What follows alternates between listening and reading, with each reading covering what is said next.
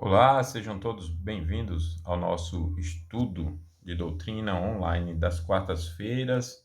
Hoje nós estudaremos o tema geral Vencendo as Crises e vamos aprender aqui sobre encarar as dificuldades sem a confiança orgulhosa e cega, mas com a fé no verdadeiro Jesus.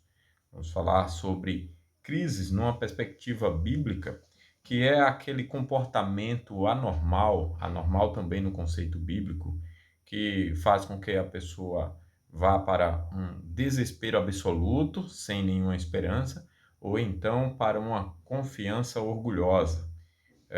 A crise, nesse caso, é justamente esse comportamento em relação às dificuldades, aos problemas que enfrentamos, muitas vezes problemas reais, outras vezes imaginários. E como nós sabemos, os comportamentos são diferentes para a mesma situação. Às vezes, um problema que faz uma pessoa entrar em crise pode não fazer com que outra entre. Tem pessoas que já entram em desespero absoluto porque perderam o emprego, ou então porque tiveram um problema de saúde, ficaram sabendo de um problema de saúde, às vezes até tratável, mas a pessoa já entra em crise, sofre por antecipação, como se já não tivesse solução alguma.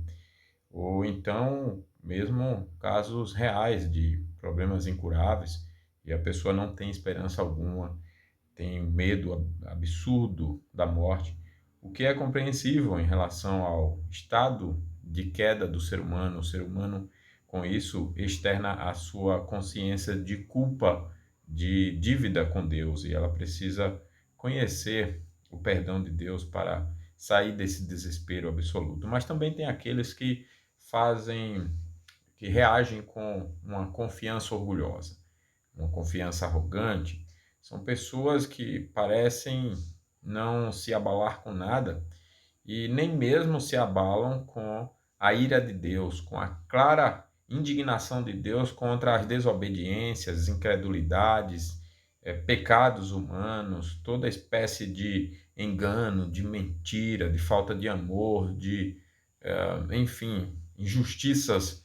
Deus se indigna contra esses pecados e muitos não parecem não se abalar nem com isso, com a ira de Deus, e parecem querer olhar Deus olho no olho com um rosto duro, inflexível contra Deus, para dizer para Deus que não o teme. Também não é um comportamento normal esse tipo de comportamento, né? Eu estou lembrando aqui rapidamente sobre o livro de C.S. Lewis, As Crônicas de Nárnia, onde num dado momento, falando justamente, parafraseando essa rebelião humana, tem um personagem que fala sobre o leão, o Aslan, que é uma representação de Cristo como o único Deus verdadeiro, Criador de todas as coisas. E então alguém diz bem assim: olha, o Aslan é perigoso. Esse personagem responde: e quem disse que não é? Ele é o mais perigoso, o ser mais perigoso que existe. Mas acontece que ele é bom. E sobre alguém encará-lo olho a olho, então o personagem diz: se alguém quer mesmo encarar o Aslan olho no olho, ou não sabe quem ele é, ou é um completo tolo, né? E a palavra de Deus fala sobre Jesus justamente isso, que ele tem toda a autoridade no céu e na terra, e no dia que ele vier, todo joelho se dobrará, todo. É claro que os joelhos dos que o amam vão se dobrar com adoração sincera, mas os joelhos daqueles que são perversos, arrogantes, orgulhosos, vão se dobrar de desespero, porque vão estar diante daquele que tem todo o poder, toda a autoridade no céu e na terra. Então nós vamos estudar sobre como ter um comportamento correto, não esse comportamento anormal. E é óbvio que é um estudo especialmente para crente, para quem tem Jesus na vida. Quem não tem, o objetivo é então de que por esse estudo possa reconhecer a mensagem do Evangelho e passar a amar a Cristo, a confiar em Cristo como seu único suficiente Salvador, a desejá-lo realmente. E E para, então, todos, né, os crentes, nós vamos aprender justamente a ter um comportamento bíblico, portanto, um comportamento adequado, onde a confiança no verdadeiro Cristo nos tira de desesperos, que muitas vezes, por conta do nosso pecado, nos aprisionam, nos perturbam, e nós vamos aprender então a vencer a crise. E a primeira lição vai ser baseada em Romanos 8, 28, com o tema justamente do texto de Romanos 8. Todas as coisas cooperam para o bem para o nosso bem, o bem do seu povo, né? O bem daqueles que amam a Deus, como diz o texto, daqueles que são chamados segundo o seu propósito. Nós vamos justamente então entender que todas as coisas que acontecem na vida do crente cooperam para o seu bem. Todas as coisas, absolutamente. Então, nós vamos estudar esse tema, mas primeiramente nós vamos orar, pedindo ao Senhor a sua bênção para o estudo de hoje. Soberano Senhor, santo é o teu nome, digno de todo nosso louvor e a nossa confiança. Louvamos a ti por esse dia e por estarmos nesse momento podendo estudar a tua palavra. Pedimos a tua bênção para o estudo desta noite, no nome de Jesus. Amém. Muito bem.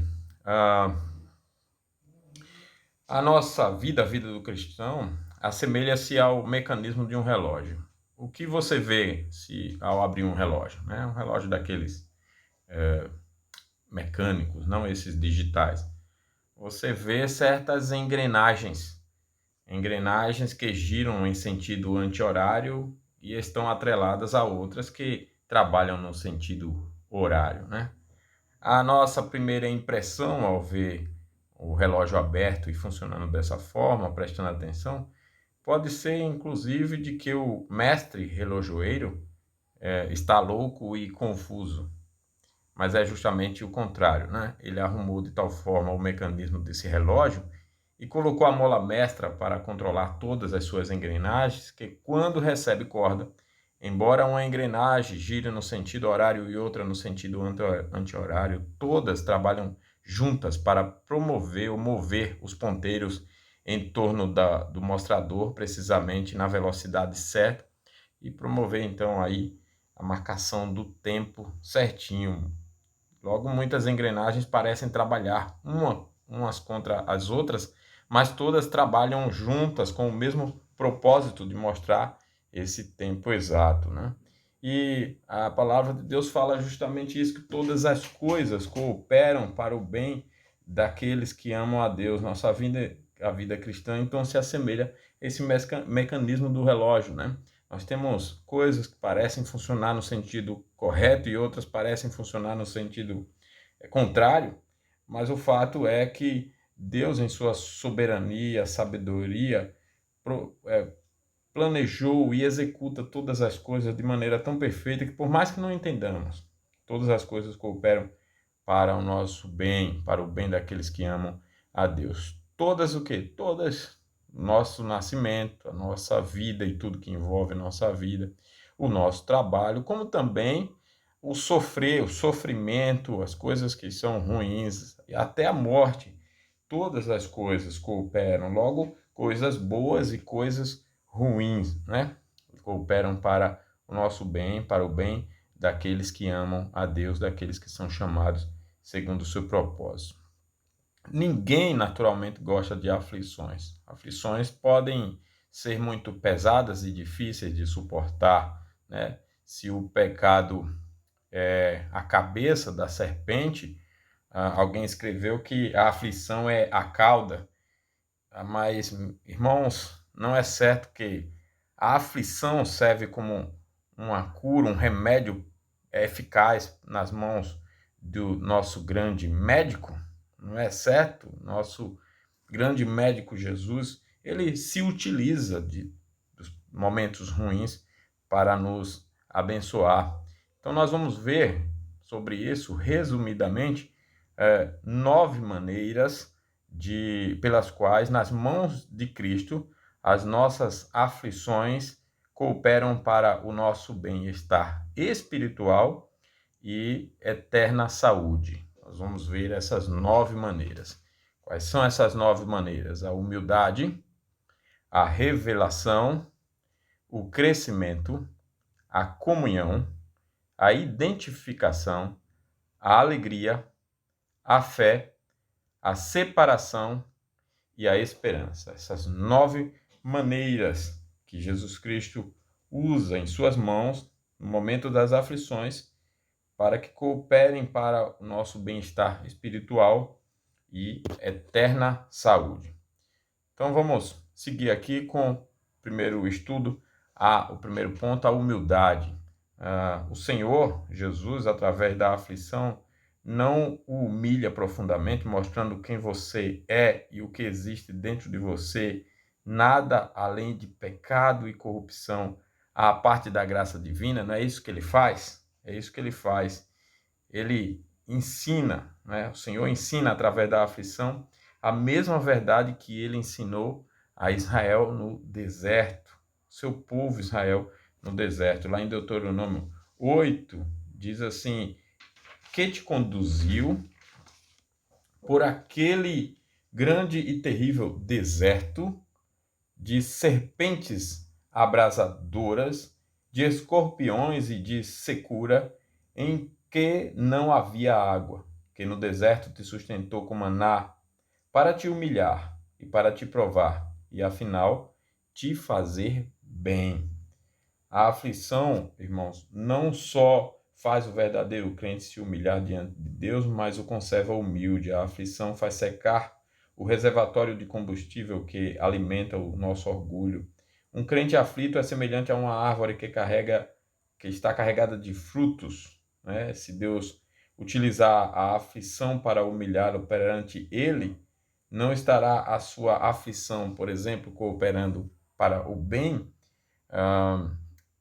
Os frutos aparecem nesse momento que Deus utiliza-se da aflição para nos abençoar, né? Nos fazer produzir, revelar esse fruto, externar esse fruto. Agora, o segundo ponto é a revelação. Através da aflição, o povo de Deus aprende o que é o pecado na sua desonrada, corrompida e maldita natureza. Através da aflição, eles aprendem que, como foi apropriadamente dito, o pecado tem o diabo por pai, a vergonha por companheira e a morte por seu salário. Eles aprendem pela aflição que o pecado, na verdade, é um ataque ao coração, ao ser e aos atributos de Deus. Como escreveu John Bunyan, o pecado é uma afronta à justiça de Deus, uma violência contra a sua misericórdia, é escarnecer da sua paciência, é menosprezar o seu amor. Eles aprendem através da aflição que o pecado é tanto a força da sua morte como a morte da sua força. Na aflição é como se a alma do crente fosse esquadrinhada com lanternas expondo os pecados ocultos e notórios. Quando a aflição é santificada pelo Espírito Santo, o pecado é arrancado do seu esconderijo dentro do coração e trazido à luz dos santos e prescrutadores olhos de Deus. Perscrutadores olhos de Deus. A aflição arranca a folha de figueira que cobre o fruto de Deus, o Filho de Deus. A aflição arranca a folha de figueira que cobre o Filho de Deus. Os pecados do povo de Deus são como ninhos, escreveu um puritano chamado William Bridge. Ele continua dizendo: enquanto as folhas estiverem na árvore, você não pode ver os ninhos, mas no inverno da aflição, quando todas as folhas caem, os ninhos aparecem claramente. Quando a aflição é santificada, o pecado se torna hediondo e odioso. O pecado se torna excessivamente pecaminoso em sua verdadeira natureza do que por suas consequências, e isso é revelador. É isso que a aflição faz para o crente, para o coração do crente. E Deus tem o objetivo de fazer isso se utilizando da aflição. Não que Deus tenha prazer no sofrimento, mas ele tem o poder de transformar o mal em bem e se utilizar de algo ruim para o nosso bem. Crescimento. O Espírito Santo usa a aflição como um remédio para acabar com a enfermidade mortal do pecado nos filhos de Deus, fazendo-os produzir frutos saudáveis e piedosos. É o que o Espírito Santo, então, faz na nossa vida. Quando o pecado faz os crentes se desviar do Senhor Jesus como um bom pastor, Jesus usa a vara da aflição para aprumá-lo novamente. A aflição é o cão do pastor, enviado não para devorar as ovelhas, mas para trazê-las de volta ao aprisco. A aflição trata do pecado. Davi disse: antes de ser afligido, andava errado, mas agora aguardo a tua palavra. Lá no Salmo 119, 67. Para um filho de Deus, ser afligido é um bem, como é a poda que é para a jovem árvore, pois a pressão da aflição não só remove o terrível mau cheiro do pecado, mas também revela as fragrâncias e os frutos da graça divina. Então, o lado é a bênção, né? É o lado que devemos ver no momento da aflição, né? O lado da graça tratando bondosamente a nossa vida. Você sabe que em alguns países certas árvores crescem, mas não dão fruto por não haver inverno ali? O cristão precisa de invernos de aflições para experimentar o florescer das primaveras, o crescimento do verão e a colheita de outono. A vida dos filhos de Deus é como um sino. Quanto mais forte se bate, melhor ele toca. Eles aprendem mais sob a vara que os disciplina do que sob o cajado que os consola. O bom pastor não está afogando suas ovelhas quando as lava, nem as está matando quando tosquia. Pelo contrário, sua lavagem é uma higiene necessária e suas correções são lições essenciais. A aflição colhe frutos piedosos. Ela garimpa, funde, refina e forja o crente até que o divino ourives possa ver o seu reflexo na obra das suas próprias mãos. Assim, o cristão experimenta como Jó, lá no capítulo 23:10, ele diz: se ele me provasse, seria eu como o ouro. A aflição, escreveu Robert Lention, é o pó de diamante com que o céu pule as suas joias. Então, esse cristão passa a dar frutos, né? Comunhão. O Senhor se utiliza da aflição como um meio de fazer o seu povo buscá-lo, para trazê-lo de volta à comunhão com ele e mantê-lo junto ao seu lado, como o pastor faz com suas ovelhas, né? Então, como na tempestade as ovelhas buscam estar junto do seu pastor, assim o Senhor diz para Israel, né? Estando eles angustiados, cedo me buscarão. Oséias 5:15. As tempestades e o granizo da aflição levam as ovelhas para mais perto do seu pastor. Todas as pedras que atingiram Estevão apenas o empurraram para mais perto da pedra angular, Jesus Cristo, e abriram ainda mais o céu para a sua alma. A aflição levou a mulher cananeia ao filho de Davi, conduziu o ladrão ao Salvador. Não foi a coroa de Manassés, mas suas cadeias que o fizeram reconhecer que o Senhor era Deus. Mesmo o imã da rica misericórdia de Deus não traz e mantém tão perto o rebanho do seu grande pastor como as cordas da aflição. Identificação. O Senhor usa as aflições para moldar o seu rebanho à semelhança de Cristo. Então, para justamente fazer seu povo ser parecido com Cristo, né? Para que seu povo, a partir dos sofrimentos, tenha a imagem de Cristo desenvolvida em si.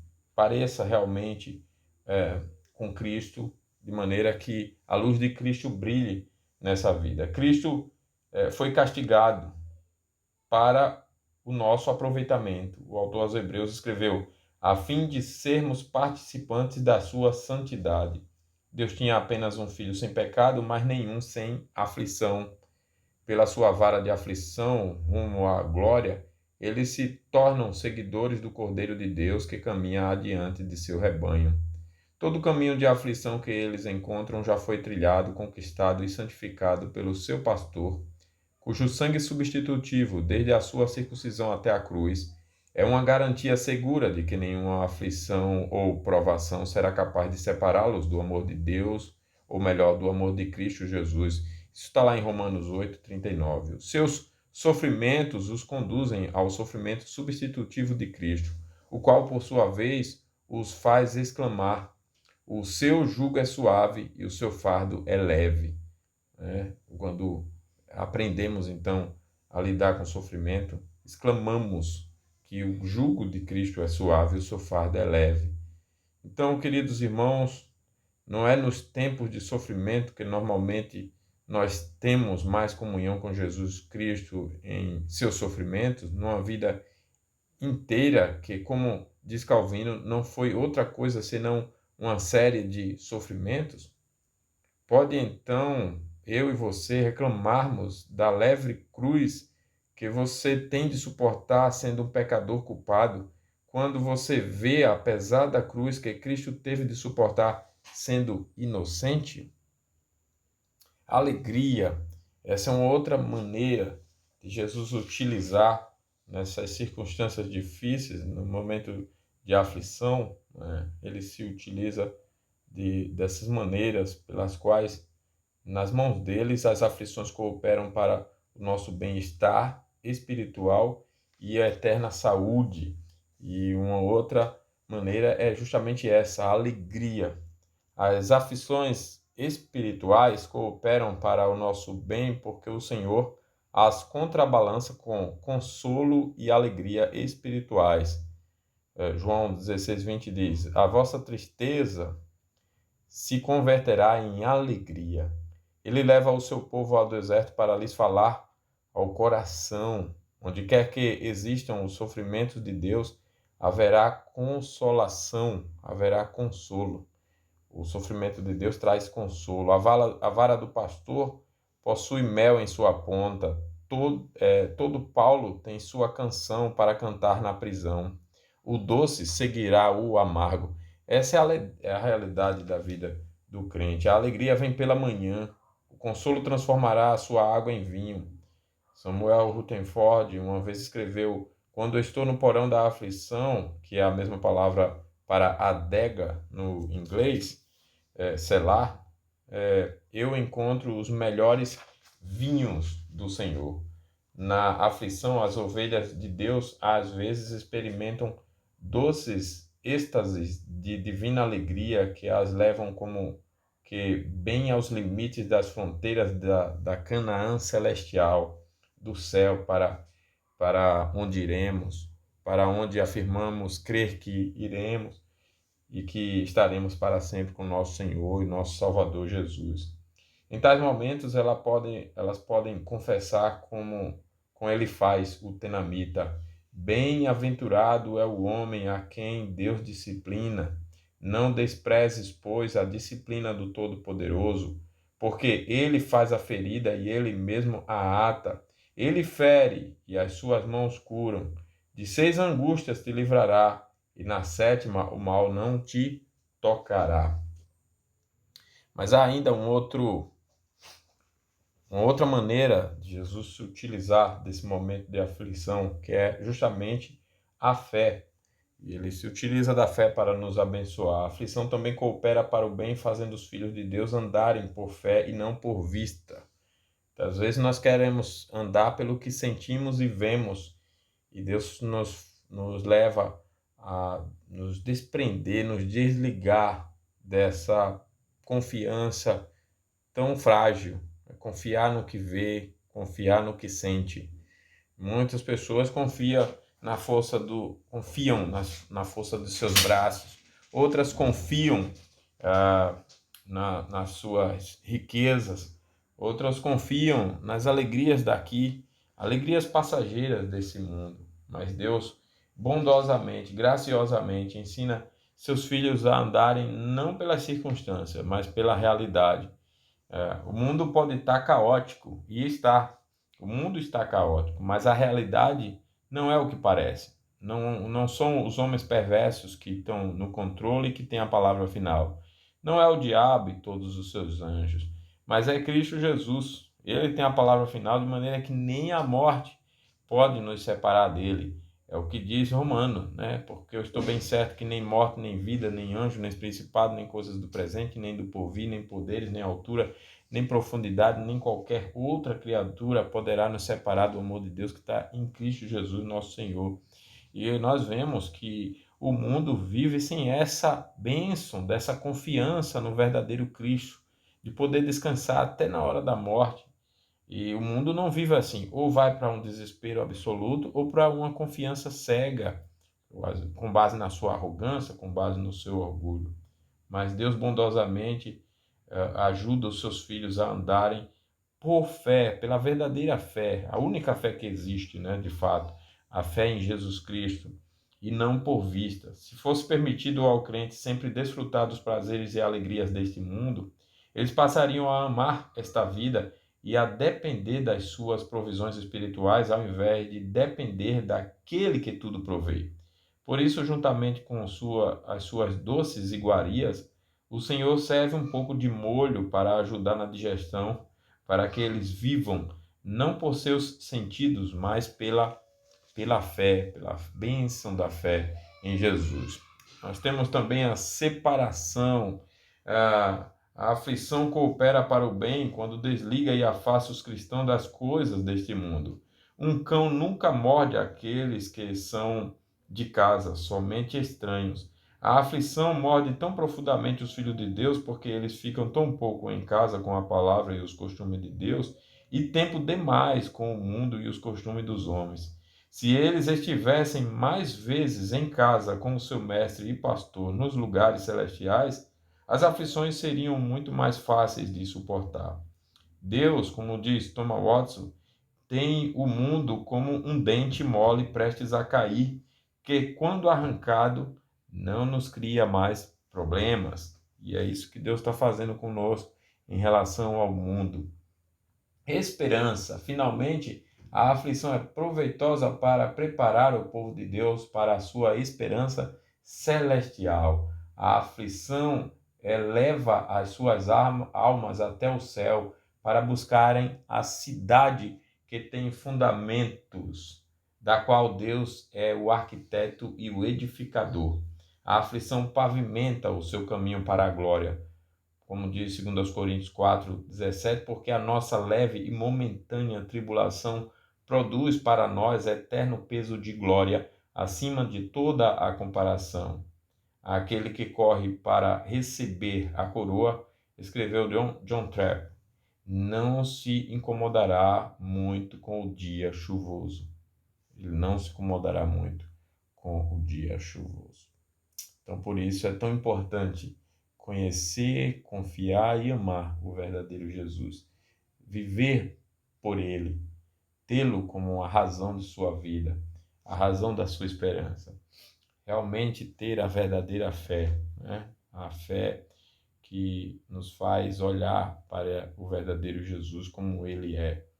Por isso o Hebreus vai dizer sobre isso, que nós não devemos viver preso com esse mundo, mas desembaraçando-nos de todo o peso e do pecado que tenazmente nos assedia, corramos com perseverança a carreira que nos está proposta, olhando firmemente para o autor e consumador da nossa fé, Jesus Cristo, para vencermos então as nossas crises. Queridos irmãos, filhos de Deus, isso não é suficiente para convencê-los de que a aflição é para o seu bem, que nada de bom ou necessário faltará a vocês, tanto no tempo presente como na eternidade, tanto provisões temporais como espirituais, ainda que o vento da aflição seja contrário à sua carne, Deus se agrada em usá-lo para conduzir vocês ao céu do Senhor. As suas aflições são sob medida para os ajustar ao caminho para a glória celestial.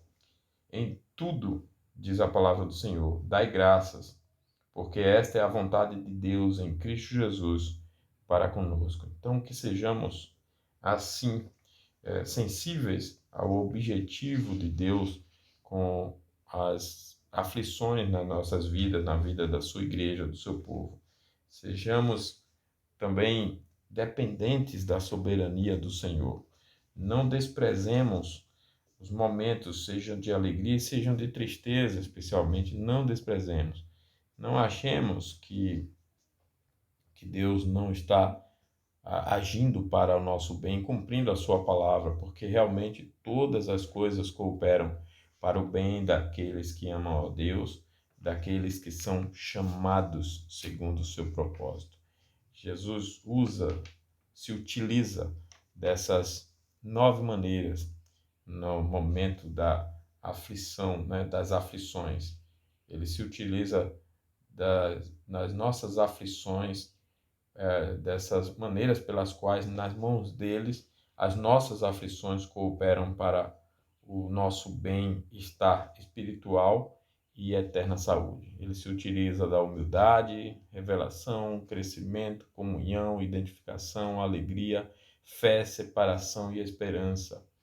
O Senhor é bondoso, portanto, em todas as coisas sejamos agradecidos em tudo, como diz o texto de 1 Tessalonicenses 5:18, em tudo dai graças, porque esta é a vontade de Deus em Cristo Jesus, o nosso Senhor, né? Cristo Jesus para conosco, para convosco. Não sei pelo que cada um está passando, cada um que está ouvindo este estudo, não sei qual é a sua luta, o seu sofrimento. Temos exaustivamente, às vezes até já se torna cansativo, temos falado e temos ouvido falar dessa pandemia, das injustiças das autoridades, das perversidades de muitos líderes, de juízes injustos se utilizando da situação, fazendo ativismo político, dos problemas locais no município, no estado, dos problemas nacionais, problema do povo brasileiro, os problemas do povo brasileiro, mas também dos problemas no mundo inteiro, problemas internacionais, problemas em escala global, né, como essa pandemia. Talvez sejam esses problemas que estão tirando teu sono, a tua paz. Talvez seja problema até menor na sua vida pessoal. Talvez seja até o pecado, né? E quem dera que o pecado esteja realmente incomodando, pois esse é o maior problema do ser humano, não há dúvida disso. O maior problema da humanidade é o pecado, que é tudo aquilo que mostra que para nós Deus não é o belo tesouro que ele realmente é. Portanto, a nossa oração é que a palavra de Deus possa orientar a tua mente e instruir o teu coração como belas palavras de vida que são, e te conforte, mostrando que todas as coisas cooperam para o nosso bem e o bem daqueles que amam a Deus. Se você não é crente, que você possa então buscar Jesus para experimentar dessa bênção de ter a vida, seja no momento de aflição, seja no momento de alegria, ter todas as coisas da sua vida cooperando para o seu bem. Que Deus então nos abençoe. Vamos orar? Amado Senhor, nosso Deus bondoso, nosso Deus gracioso, louvado seja o teu nome por tudo que temos recebido das tuas mãos por meio de Jesus Cristo. Pela grande bênção, Senhor, de termos todo esse amor especial, esse cuidado incomparável, paternal do Senhor para com a vida do teu povo. E utilizando-se de todas as coisas, para que essas coisas cooperem para o bem daqueles que te amam. E o Senhor se utiliza de momentos bons, mas também de momentos ruins, foi o que nós aprendemos. Ó Pai, que então sejamos agradecidos ao Senhor por todas as coisas que recebemos das tuas mãos. Que não venhamos a nos rebelar contra o Senhor, deixar muitas vezes de te servir com alegria, de te buscar, de te adorar, porque estamos sofrendo. Muitas pessoas têm feito isso e têm esfriado na fé, se afastado da tua presença, da tua palavra, Não permitas, ó Pai, que o teu povo viva assim, pelo contrário, que sejamos conscientes que, ainda que o Senhor não tenha prazer no nosso sofrimento, é bondade do Senhor se utilizar deles para nos manter perto do Senhor, como as ovelhas ficam perto do seu pastor quando vem a chuva. Ó Pai, que assim sejamos nós, que corramos para os teus pés em oração, buscando a tua presença, nos humilhando diante do Senhor. Que não sejamos como o mundo, que não só não te busca, mas que ainda se endurece e se rebela cada vez mais contra o Senhor, querendo, Pai, desonrar cada vez mais o teu nome, querendo, ó Pai, agir cada vez mais contra a tua honra, contra a tua dignidade. Assim vive o mundo, querendo pôr um fim na mensagem do Evangelho, na tua palavra, em Cristo Jesus e tudo que ele é e representa, agindo contra o teu povo, contra a igreja, contra todos os princípios judaicos cristãos. É um mundo insensível, é um mundo de homens cruéis, rebeldes, perversos que só respiram crueldade. Ajude-nos, Senhor, para não seguirmos por este caminho, mas, pelo contrário, sermos sempre agradecidos, porque o Senhor, na tua sabedoria, na tua soberania, sabe do que precisamos, sabe como, ó Pai, nós precisamos ser conduzidos. E por isso pedimos, como o profeta pediu, mantém-nos na porção acostumada, não nos deixe sofrer além, nem nos deixe ter riquezas além, ao ponto de, por um lado, blasfemar contra o Senhor e, por outro lado, abandonar o Senhor. Não permitas, ó Pai, mas nos mantém na nossa porção acostumada e nos ajude, ó Pai, a ver de maneira santa as aflições sendo utilizadas para nos abençoar, para cooperar para o nosso bem, o bem daqueles que te amam, para nos ensinar lições preciosas para as nossas vidas. Palavras, belas palavras, palavras de vida. Abençoe-nos, ó Pai, no restante desse dia, no descanso, no dia de amanhã, para que estejamos na tua presença em todo tempo. Se algum de nós não acordar, receba esse Espírito na tua presença.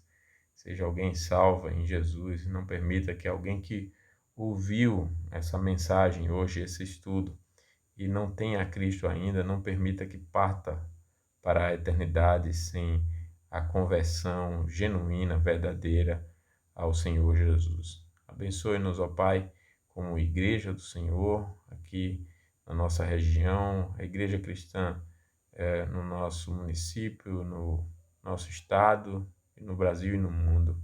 Abençoe o teu povo. Abençoe, ó Pai, os líderes da nossa nação, tirando e punindo os homens perversos e sustentando aqueles que são justos, que são bons, que são fiéis ao ofício no qual o Senhor os colocou.